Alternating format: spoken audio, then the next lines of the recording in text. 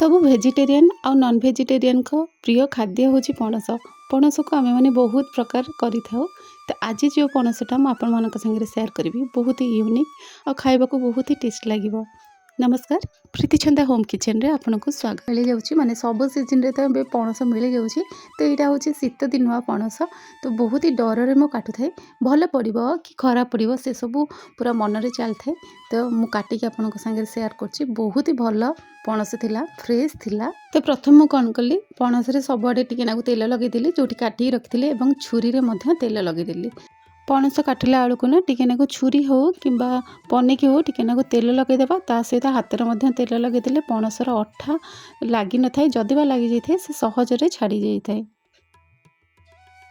ପନିକିରେ ବହୁତ ସହଜରେ ଏବଂ ସୁବିଧାରେ କେମିତି ପଣସ ଆମେମାନେ କାଟିପାରିବା ସେଇଟା ମଧ୍ୟ ମୁଁ ଗୋଟେ ଭିଡ଼ିଓ ଛାଡ଼ିଛି। ଆପଣମାନେ ଚାହିଁଲେ ଡେସ୍କ୍ରିପସନ୍ରେ ଦେଇଥିବା ଲିଙ୍କରେ କ୍ଲିକ୍ କରିକି ଦେଖି ନେଇପାରିବେ। ତାପରେ କିଛି ପିଆଜ ନେଇଥିଲି, ମାନେ 2ଟି ପିଆଜ ନେଇଥିଲି, ଟମାଟୋ ନେଇଥିଲି, ଆଉ ଏଇଟା ଅଦା ରସୁଣ ଟମାଟୋକୁ ପେଷ୍ଟ କରିକି ନେଇଥିଲି, ଆଳୁକୁ ମଧ୍ୟ କାଟିକି ନେଇଯାଇଥିଲି। ତ ଏଇସବୁ କାଟିକି ଗୋଟେ ସାଇଡ଼୍ କରି ରଖିଦେଇଥିଲି। ବର୍ତ୍ତମାନ କଢ଼େଇରେ ମୁଁ କିଛି ପାଣି ନେଇଯାଇଥିଲି, ଆଉ ସେଇଥିରେ ମୁଁ ଆଡ଼୍ କରିଥିଲି ଟିକେ ନାକୁ ହଳଦୀ ଗୁଣ୍ଡ। ତ ଯେହେତୁ ପଣସ ଆମେମାନେ ଏଇଥିରେ ନା ଫୁଟେଇବା, ତ ହଳଦୀ ଗୁଣ୍ଡ, ଲୁଣ ଏବଂ ପକାଇ ଦେଇଥିଲି ମୁଁ ତେଲ। ଏସବୁ ପକାଇ ଟିକେ ନାକୁ ଗରମ ହେବା ପର୍ଯ୍ୟନ୍ତ ଛାଡ଼ି ନେଇଥିଲି। ଯେତେବେଳେ ପାଣି ଗରମ ହେଇଗଲା ସେ ସମୟରେ କାଟି ରଖିଥିବା ଯେଉଁ ପଣସ ମୁଁ ସେଥିରେ ଆଡ଼୍ କରିଦେଇଥିଲି, ଯାହାଦ୍ୱାରା ଆମର ପଣସରେ ଥିବା କଷା ଅଂଶ ସେସବୁ ବାହାରିଯିବ ଏବଂ ଆମ ପଣସ ଆମକୁ ଖାରିଆ ଭଳିଆ ଲାଗିବନି।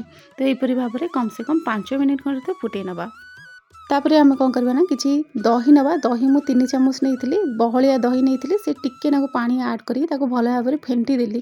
ଫେଣ୍ଟି ଦେବା ଦ୍ୱାରା କ'ଣ ହେବ ନା, ଆମର ଦହିଟା ଆଉ ଯେତେବେଳେ ଆମେ ଆଡ଼୍ କରିବା ଏଥିରେ ଦହିଟା ଆମର ଆଉ ଫାଟିବନି। ତ ଏଇଠି 5 ମିନିଟ୍ ହେଇଗଲାଣି। ସବୁତକ ପଣସକୁ ମୁଁ ଛାଣି ଆଣିଲି। ଏବେ କ'ଣ କରିବା ନା, ସେମ୍ କଡ଼େଇରେ ଆମେ ସୋରିଷ ତେଲ ଆଡ଼୍ କରିବା। ଆପଣମାନେ ଚାହିଁଲେ ରିଫାଇନ୍ ତେଲ ନେଇଯିବେ। ତାପରେ ଭଲ ଭାବରେ ଏବେ ପଣସକୁ ଆମେ ଭାଜିବା। ଟିକେ ନାକୁ ଲୁଣ ପକାଇକି ପଣସକୁ ଆମେ ଗୋଲ୍ଡେନ୍ ବ୍ରାଉନ୍ ହେବା ପର୍ଯ୍ୟନ୍ତ, ହାଲକା ଗୋଲ୍ଡେନ୍ ବ୍ରାଉନ୍ ହେବା ପର୍ଯ୍ୟନ୍ତ ଭାଜି ନେବା। ତ ଏହିପରି ଭାବରେ ମୁଁ ପଣସ ଏବଂ ଆଳୁକୁ ଭାଜି ନେଇଥିଲି। ଏଇଠି ଦେଖନ୍ତୁ ଭଲସେ ଭାଜି ହେଇଗଲାଣି। ଏଇ ଷ୍ଟେଜ୍ରେ ଆମେ କ'ଣ କରିବା ନା, ଗ୍ୟାସ୍ ବନ୍ଦ କରିବି ସବୁତକ ପଣସକୁ ଆମେ ବାହାର କରି ନେବା। ଏବେ ଆମେ କ'ଣ କରିବା, ସେଇ କଢ଼େଇରେ କିଛି ସୋରିଷ ତେଲ ନେବା, ତେଜପତ୍ର ନେବା ଏବଂ ଗୁଜୁରାତି ନେବା। ଆଗକୁ ଡାଲଚିନି ଗୁଣ୍ଡ ଆଡ଼୍ ହେବ, ତେଣୁକରି ମୁଁ ଡାଲଚିନି ଆଡ଼୍ କଲିନି। ତାପରେ କାଟି ରଖିଥିବା ପିଆଜକୁ ଆମେ ମାନେ ପକାଇଦେବା।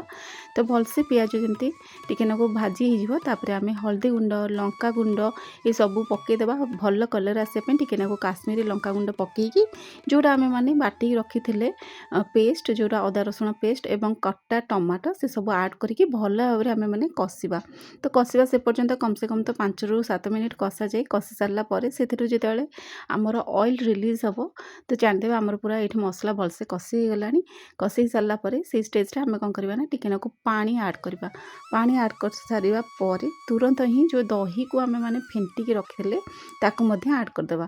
ଏଇଠି ଦହି ଫାଟିବନି, ଫେଣ୍ଟିକି ନେଲେ ବିଲକୁଲ ବି ଫାଟିବନି। ଯଦି ଆପଣମାନେ ନ ଫେଣ୍ଟୁଛନ୍ତି ହୁଏତ ଦହି ଫାଟି ଯାଇପାରେ। ତ ଏଇଠି ଭଲ ଭାବରେ ମସଲା ତ ଆମେ ଅଲରେଡ଼ି କଷି ସାରିଲେଣି, ତେଣୁକରି ମାତ୍ର 1 ମିନିଟ୍ କି 2 ମିନିଟ୍ ଆମେ ମାନେ କଷିବା। ଚାହିଁଲେ ଆପଣମାନେ ଏଥିରେ ଟିକେ ନାକୁ ଗରମ ମସଲା ଏବଂ ମଟନ୍ ମସଲା ପକାଇ ପାରିବେ କିମ୍ବା ଚିକେନ୍ ମସଲା ପକାଇ ପାରିବେ। ତ ଭଲ ଭାବରେ ଟିକେ ନାକୁ 1ରୁ 2 ମିନିଟ୍ କଷିଲା ପରେ ଏଗେନ୍ ଆମେ କ'ଣ କରିବା ନା, ଯେଉଁଟା ପଣସ ଆଉ ଆଳୁକୁ ଭାଜିକି ରଖିଥିଲେ ତାକୁ ଆମେ ମାନେ ଆଡ଼୍ କରିକି ପୁଣି 2ରୁ 3 ମିନିଟ୍ ଆମେ ମାନେ କଷି ନେବା ଘୋଡ଼େଇ ଘୋଡ଼େଇ।